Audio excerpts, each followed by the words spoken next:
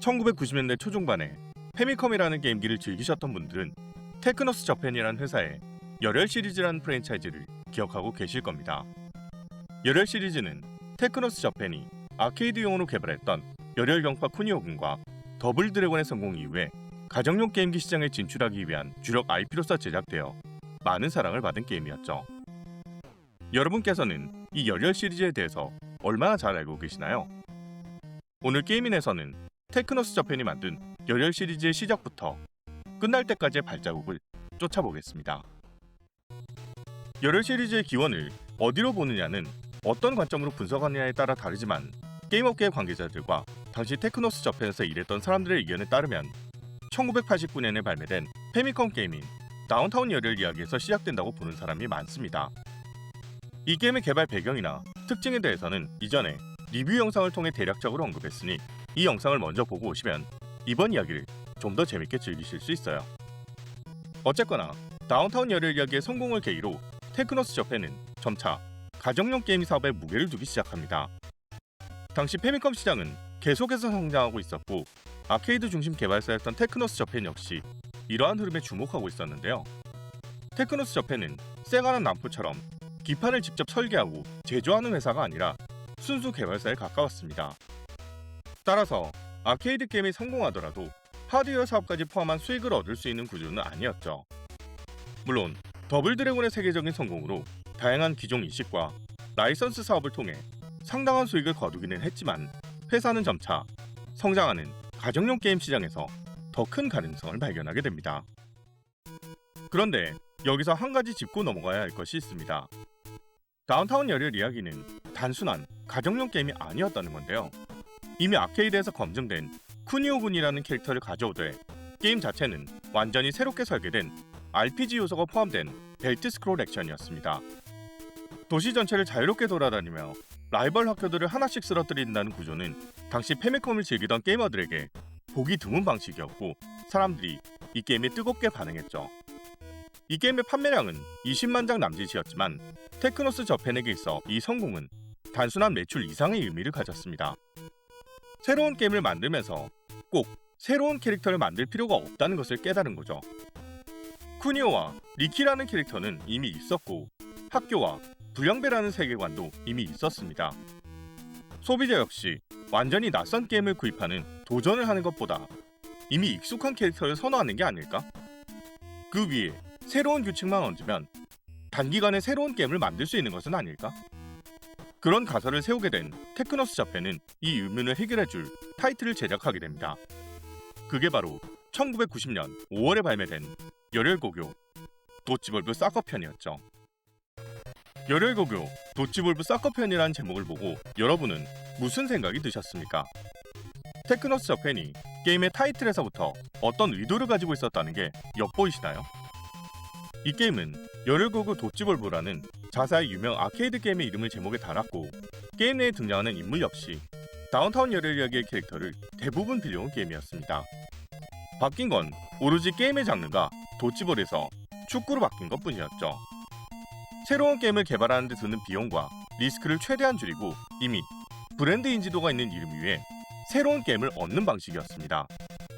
이 테스트 작품은 시리즈의 초기작으로서 무난한 반응을 얻었고 다운타운 열혈 이야기보다 조금 더 나은 수준의 상업적 성공을 달성하죠.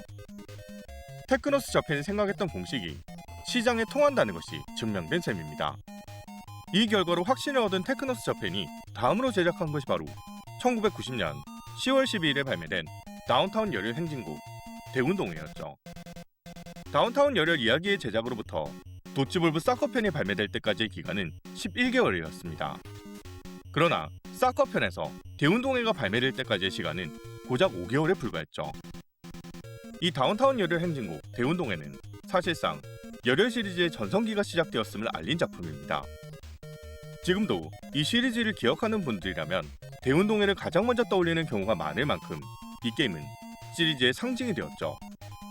친숙한 소재 안에 난투라는 열혈 시리즈 특유의 문법을 녹여냈고 최대 4인 동시 플레이라는 당시로서 파격적인 구성은 수많은 게이머들의 마음을 사로잡았습니다. 게임 내에 등장하는 캐릭터는 다운타운 열혈 이야기의 캐릭터들이 그대로 활용되었죠. 도트 그래픽도 크게 바뀌지 않았고 세계관도 그대로였지만 두 게임을 즐겨본 사람들은 이 둘을 서로 다른 게임으로 인식했습니다. 이것이 테크노스 저펜이 확립한 공식의 핵심이었죠. 캐릭터와 도트 그래픽, 세계관을 재활용하되 규칙만 바꿔라. 그로 인해 개발비는 최소화할 수 있는 한편 플레이어에게는 새로운 경험을 줄 수 있다.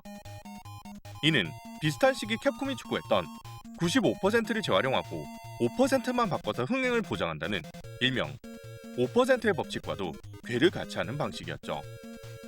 대운동회의 성공은 테크노스 저펜이 세웠던 대전제가 틀리지 않았다는 강력한 증거가 되었고 이것이 그들의 무기가 됩니다. 테크노스 저펜이 자사의 개발 라인을 열혈 시리즈의 제작으로 돌리게 된 지 반년 후인 1991년 7월 열혈 시리즈의 새로운 게임인 다운타운 스페셜 쿠니오군의 시대극이야 전원집합이 발매됩니다. 이 게임 역시 현대 불량배 이야기를 에도 시대 배경으로 옮긴 작품인데 먼저 언급한 공식의 연장선이었죠. 시대 배경만 바꾸고 캐릭터는 그대로였으며 팬들은 친숙한 얼굴을 시대극이라는 새로운 포장지 안에서 만나는 즐거움을 얻었습니다. 열혈 시리즈는 테크노스 저펜을 상징하는 인기 IP가 되었고 게임이 하나 발매될 때마다 적게는 30만, 많게는 50만 장 이상이 팔렸죠.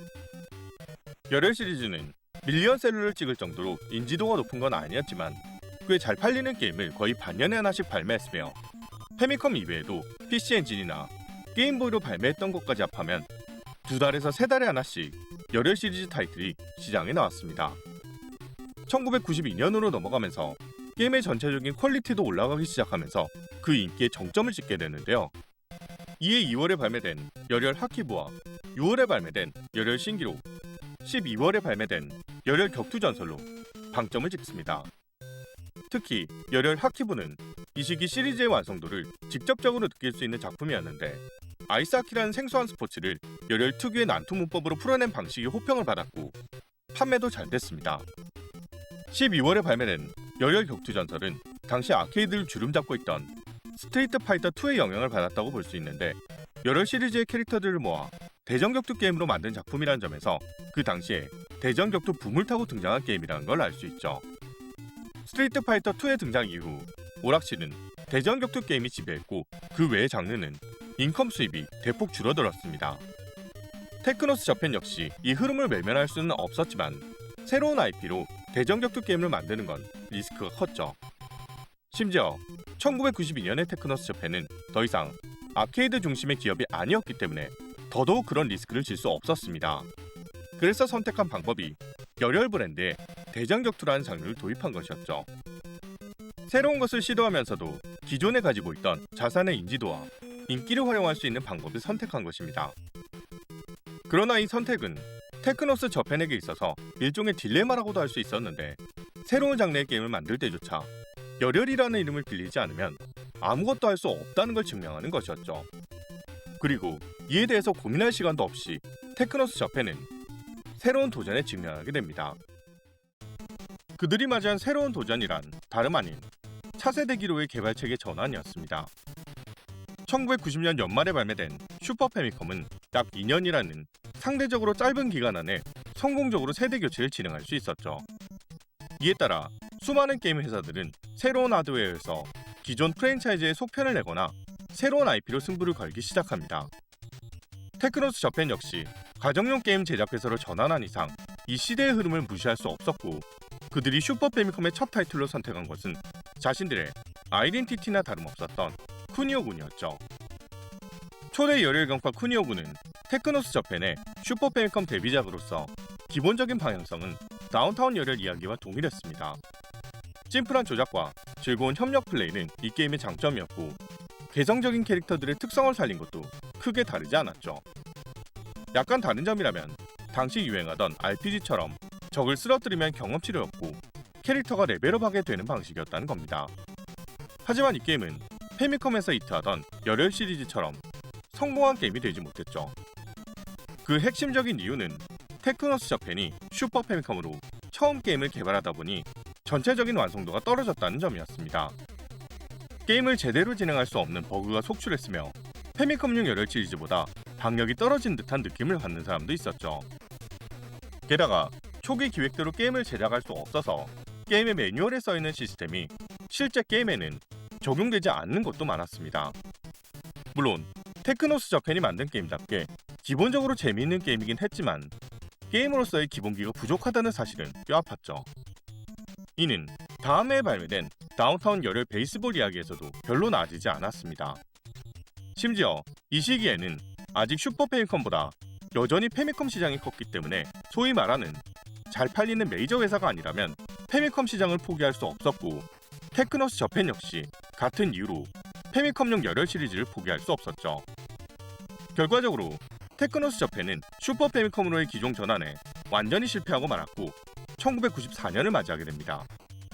게임업계 모두가 32비트와 3D를 논하던 이 시기 테크노스 저펜은 패미컴 게임이나 잘 만드는 회사로 전락해버렸죠. 여기서 많은 사람들이 왜 테크노스 저펜은 차세대로 빠르게 넘어가지 못했을까? 라는 원초적인 의문을 가지게 됩니다.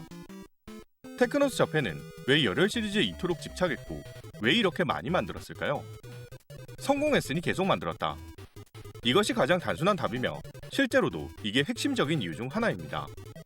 하지만 이것만으로는 테크노스 저펜의 몰락을 설명할 수는 없기 때문에 또 한 가지 이유를 말씀드려야겠네요. 사실 이 시기 테크노스 저펜은 열혈 시리즈밖에 만들 수 없는 상황으로 몰려가고 있었다는 걸 말입니다. 테크노스 저펜이 게임업계에서 이름을 알릴 수 있었던 건 더블 드래곤이라는 게임의 히트와 아케이드에서의 수입 덕이었죠.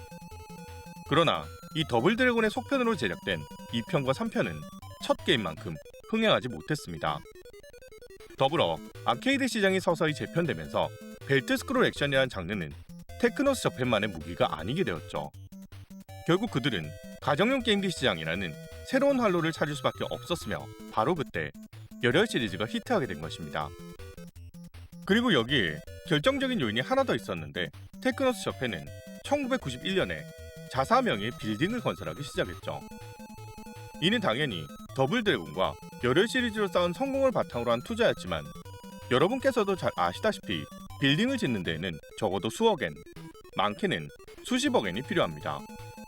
그러니 부족한 금액은 대출로 충당했을 텐데 그 규모가 어느 정도였는지 정확히 추산할 수 없지만 결과적으로 테크노스 저펜이 매달 적지 않은 금액을 상환해야 한다는 뜻이었죠. 그리고 이 시기는 일본의 버블 경제 붕괴와 함께 부동산 시장이 붕괴되던 시기와 완전히 겹칩니다. 공사가 시작된 때가 1991년이고 건설이 끝나고 테크노스 저펜의 이사가 완료된 시점이 1992년 12월이었으니 이들은 버블이 가장 커졌을 때 땅을 사고 건설을 시작한 셈이며 건물이 다 지어졌을 때에는 건물과 땅값의 시세가 곤두박질 쳤겠죠. 물론 그렇다고 해서 이들이 빌렸던 금액이 줄어든 건 아니었기 때문에 높은 금리와 대출 원금은 그들을 압박했을 겁니다. 단순히 우연의 일치라고 말할 수 있겠지만 공교롭게도 테크노스 저펜은 1992년과 93년에 각각 열혈 시리즈를 7편씩 2년 만에 14편이나 쏟아냈죠. 결과적으로 버블 경제 붕괴 이후 테크노스 저펜은 더 이상 과거와 같은 방식으로 사업을 확장하기 어려운 환경에 놓이게 됩니다. 이런 상황에서 회사가 선택할 수 있는 것은 가장 확실하게 팔리는 것, 그리고 이미 개발 경험이 축적되어 있는 것 위주로 사업을 펼쳐야 했죠. 이 모든 조건이 맞물리면서 다운타운 열혈 이야기가 제시한 성공 방정식은 테크노스 저펜에게 있어 선택이 아닌 의존이 되어버렸습니다. 회사가 가진 자원과 경험이 특정 IP 하나에 쏠리면서 테크노스 저펜은 열혈 시리즈라는 공식 안에 조용히 갇혀버린 셈이죠. 그리고 이것이 회사의 핵심 인원이었던 두 디렉터의 퇴사로도 이어집니다. 열혈 시리즈의 히트는 테크노스 저펜이라는 회사에게 가장 빛나는 영광의 시대를 가져다 주었습니다. 차세대기가 등장한다고 해서 대부분의 게이머들이 바로 그 게임기를 구매해서 즐길 수 있는 건 아닙니다. 패미컴이라는 기기는 일본 내에서만 1900만 대가 넘게 팔렸고 차세대기였던 슈퍼 패미컴은 끝내 이 숫자를 넘어서지 못했죠. 그러므로 1990년대 중반까지 패미컴을 즐기던 게이머들의 숫자 역시 적지 않았을 겁니다. 당연하지만 엄청난 숫자가 깔려있는 패미컴으로 게임을 내는 것이 게임 회사의 입장에서도 유리했고요. 열혈 시리즈는 단순히 8비트 게임기로 표현할 수 있는 것 그 이상을 보여주는 게임성을 가지고 있었습니다. 그랬기에 열혈 시리즈가 1990년대 초반을 대표하는 패미컴의 명작으로 남을 수 있었던 것이죠. 하지만 그 영광은 동시에 그들 다음 시대로 넘어가지 못하게 만들었고 8비트라는 이름의 밀실에 갇히게 만들었습니다. 열혈 시리즈는 한 회사를 대표하는 최고의 프랜차이즈가 동시에 그 회사를 가두는 감옥이 될 수 있다는 것을 잘 보여준 사례라고 할 수 있죠.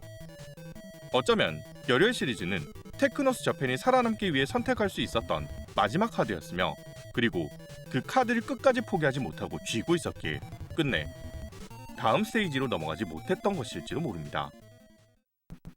지금도 열혈 시리즈의 BGM을 들으면 그 시절이 떠오르는 분들이 계실 겁니다. 열혈 시리즈는 여러분의 어린 시절을 채워주었던 수많은 사람들이 추억하는 명작 게임이었으니까요. 하지만 여러분께서 아름다운 추억으로만 간직하고 있던 그 게임들이 사실은 한 게임 회사가 살아남기 위해서 필사적으로 발버둥쳤던 결과물이었다는 걸 알고 나면 이 게임들을 바라보는 여러분의 시선이 조금은 달라질지도 모르겠네요. 테크노스 저펜을 가장 빛나게 만들었고 동시에 그들을 8비트라는 차가운 감옥에 가두었던 열혈 시리즈 이야기는 여기까지입니다.